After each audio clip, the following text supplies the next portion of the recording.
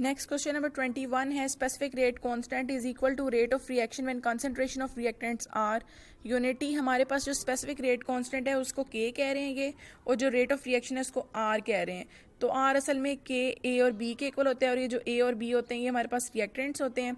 तो जब ए और बी यूनिटी हो जाएंगे तो rate of reaction is equal to specific rate constant क्या हो जाएगा, मतलब आर इज इक्वल टू के हो जाएगा। ठीक है। नेक्स्ट क्वेश्चन नंबर 22 है the energy of activated complex is. Activated complex हमारे पास एक अनस्टेबल स्टेट होती है, ठीक है, और जो अनस्टेबल स्टेट होती है उसकी एनर्जी हमेशा ज़्यादा होती है। तो हमारे पास जो एक्टिवेटेड कॉम्प्लेक्स है उसकी एनर्जी ज़्यादा होगी रिएक्टेंट्स एंड प्रोडक्ट से, क्योंकि वो हाईली अनस्टेबल स्टेट है और ये एक ट्रांजिएंट स्टेट होती है। Question number 23 if 75% of any given amount of radioactive element disintegrates in 60 minutes then half life of radioactive element is। अब हमारे पास 75% जो है वो डिसइंटेग्रेट हो चुके हैं। इसका मतलब है कि लेफ्ट ओवर जो है वो 25% है। पहले 100 से हमारे पास क्या हो गया 50 हुआ, 50 से फिर हमारे पास क्या हो गया 25 हुआ। इसका मतलब है 75% डिसइंटेग्रेट हो गया। अब टोटल उसने डिसइंटेग्रेशन का टाइम कितना बताया हमें, 60 मिनट्स बताए हैं, ठीक है। हाफ लाइफ्स कितनी बन रही हैं, ये 1 बन रही है और ये 2 बन रही है। तो हमारे पास जो टोटल टाइम होता है उसको हम डिवाइड करते हैं नंबर ऑफ हाफ लाइफ्स के साथ, तो हमारे पास हाफ लाइफ टाइम आ जाता है। तो ये 60 डिवाइडेड बाई 2 करेंगे तो 30 मिनट्स आ जाएगा। ऑप्शन बी इसका जो है वो करेक्ट आंसर है। Question number 24 sugar solution hydrolyses to glucose and fructose in the presence of enzyme. Invertase enzymes के प्रेजेंस में हमारे पास जो सुक्रोज है उसकी हाइड्रोलिसिस होती है और वो कन्वर्ट होता है ग्लूकोज एंड फ्रक्टोज के अंदर। Question number 25 when a reaction proceed in sequence of steps the overall rate is determined by. Definitely slowest step, क्योंकि स्लोएस्ट स्टेप हमारे पास जो है वो यूजुअली फर्स्ट स्टेप होता है और वही रेट डिटर्मिनिंग स्टेप होता है, ठीक है। Question number 26 a substance which makes the catalyst more effective is called promoter.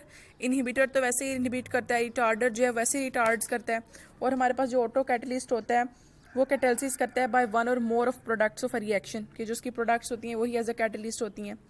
Question number 27 the unit of rate constant for zero order reaction is. अब हम इनको किस तरह निकालते हैं, हमारे पास एक रिलेशन है k is equal to delta C 1 minus n per second, ठीक है। अब n हमारे पास ऑर्डर ऑफ रिएक्शन है, अगर जीरो ऑर्डर ऑफ रिएक्शन है तो n इज इक्वल टू हमारे पास क्या हो जाएगा, जीरो हो जाएगा। तो k is equal to concentration का यूनिट हमारे पास क्या होता है, मोल पर डीएम क्यूब होता है, ठीक है। और हमारे पास 1 माइनस जीरो मतलब 1 हो गया और पर सेकेंड रह गया हमारे पास। तो ये बिल्कुल यही बन जाएगा मोल पर डीएम क्यूब और पर सेकेंड। ये हमारे पास जो है वो क्या रह जाएगा, इसका यूनिट रह जाएगा। तो मोल्स पर डीएम क्यूब पर सेकंड ऑप्शन बी इसका जो है वो करेक्ट आंसर है। Next question number 28 the rate of reaction is independent of molecularity पे इंडिपेंडेंट होता है। टेम्परेचर इंक्रीज करेंगे तो रेट इंक्रीज होगा। नेचर ऑफ रिएक्टेंट्स डिपेंड करता है कि कौन सी रिएक्टेंट्स यूज कर रहे हैं, तो रेट उस पर डिटर्मिन कर रहा होता है हमारे पास। कंसनट्रेशन ऑफ रिएक्टेंट्स पे भी रेट जो है वो डिपेंड करता है।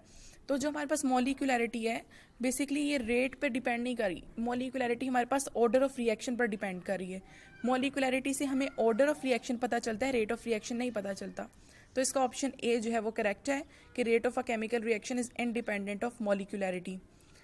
Question number 29 the equation K is equal to A E minus E A by R T is called Arrhenius equation है। ये टेक्स्ट बुक पे इसका पूरा टॉपिक है। Question number 30 the order of reaction for the reaction NO plus O3 convert हो रहा है NO2 plus O2 के अंदर। हमारे पास एक ही जो मोल है वो यूज़ कर रहे हैं, NO का O3 का भी एक है, तो इसके साथ एक एक कॉफिशिएंट है, तो 1 + 1 इज इक्वल टू 2 हो गया हमारे पास। तो इसका ऑर्डर ऑफ रिएक्शन भी हमारे पास क्या है, 2 है, और ये टेक्स्ट बुक की एग्जाम्पल भी है। Question number 31 the minimum amount of energy required for an effective collision is called activation energy. ये टेक्स्ट लाइन है सिंपल हमारे पास। Question number 32 with increase of 10 degree Celsius temperature the rate of reaction becomes double. This increase in rate of reaction is due to। हमारे पास rate होता ही increase किस वजह से, effective collisions की वजह से। जब कोलिजन्स ज़्यादा होती हैं तब हमारे पास रेट जो है वो ज़्यादा होता है, और कोलिजन्स कब ज़्यादा हो सकती हैं, जब हमारे पास टेम्परेचर ज़्यादा होता है, ठीक है। जब टेम्परेचर ज़्यादा होता है तो वाइब्रेशन ऑफ एटम्स जो हैं वो ज़्यादा होती हैं, ठीक है। इसका मतलब है इफेक्टिव कोलिजन्स में इंक्रीमेंट आ रही होती है। तो इस तरह हमारे पास फिर इसका जो रेट है वो भी क्या करता है, इंक्रीज़ करता है। इसमें जो ऑप्शन सी है इंक्रीज इन एक्टिवेशन एनर्जी, वो तो हो ही नहीं सकता, क्योंकि एक्टिवेशन एनर्जी जो है वो डिक्रीज होनी चाहिए थी, ठीक है। ऑप्शन बी भी नहीं हो सकता कि decrease in number of collisions, number of collisions को इंक्रीज होना चाहिए। ऑप्शन ए भी नहीं हो सकता कि decrease in activation energy of reaction, क्योंकि हमारे पास एक्टिवेशन एनर्जी और रेट का ताल्लुक तो है लेकिन इतना ताल्लुक नहीं है कि हम जो ऑप्शन डी है इसको इग्नोर करके ऑप्शन ए वाला इसके अंदर सेलेक्ट करें। तो ऑप्शन डी जो है ज़्यादा प्रिसाइज आंसर है इसके अंदर कि रेट ऑफ रिएक्शन जो है वो तब ज़्यादा होता है जब नंबर ऑफ इफेक्टिव कोलिजन ज़्यादा होती हैं। इसके अलावा हमारे पास जो एक्टिवेशन एनर्जी है वो अगर कम करते हैं तो वो हम एक बैरियर जो है वो हम क्रॉस कर लेते हैं, प्रोडक्ट्स की फॉर्मेशन हो जाती है, इससे रेट का इतना ताल्लुक नहीं बनता। Question number 33, normal human body temperature is 37 degree Celsius. इसकी नैरो रेंज होती है 36.8 से 37.1 डिग्री सेल्सियस तक। Question number 34, the unit of rate constant depends on order of reaction. Definitely जो मैंने रिलेशन पीछे लिखवाया K is equal to delta C 1 minus n per second, इसके अंदर n हमारे पास ऑर्डर ऑफ रिएक्शन है और उस ऑर्डर ऑफ रिएक्शन ने ही जो यूनिट्स है रेट कांस्टेंट के वो डिसाइड करने हैं। Next question number 35, the rate of reaction determine at any given time is called. Instantaneous rate होता है हमारे पास किसी भी टाइम पर करें, एवरेज रेट तो बिटवीन 2 पॉइंट्स होता है। Question number 36, velocity constant is the rate of reaction when the concentration of reactants are. अब हमारे पास जो आर है वो इज इक्वल टू के होता है, ठीक है, कब? जब हमारे पास कंसंट्रेशन ऑफ रिएक्टेंट यूनिटी होती हैं और तब हम इस स्पेसिफिक रेट कांस्टेंट को वेलोसिटी कांस्टेंट भी कहते हैं।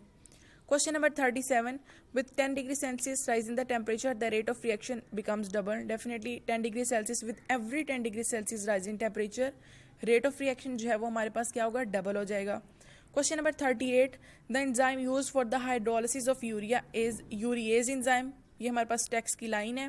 Question number 39, the order of decomposition of nitrogen peroxide N2O5 की डीकम्पोजिशन फर्स्ट ऑर्डर रिएक्शन है, ठीक है। ऐसा लग रहा होता है कि सेकंड ऑर्डर है लेकिन उससे पहला जो स्लोएस्ट स्टेप है उसके अंदर हमारे पास उसकी मॉलिक्यूलरिटी 1 होती है, तो फर्स्ट ऑर्डर रिएक्शन होता है वो।